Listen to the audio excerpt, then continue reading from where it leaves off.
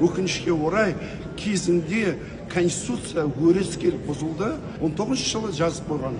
Міне, егер сен банкілерге, МФО-ларға, ломбардтарға қарызың болсаң, сен сотқа баруға құқың жоқ, дәлелдеуге құқың жоқ.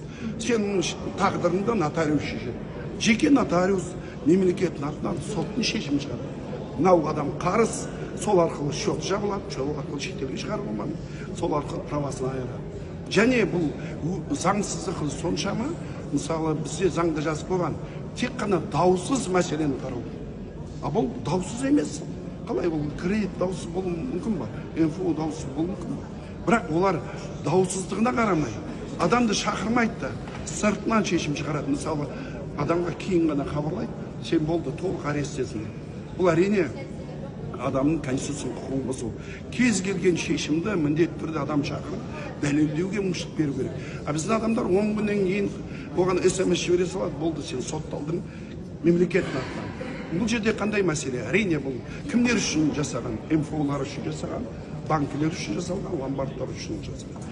Көп азаматтар, қарапайым азаматтар осының құрбаны болып жүр.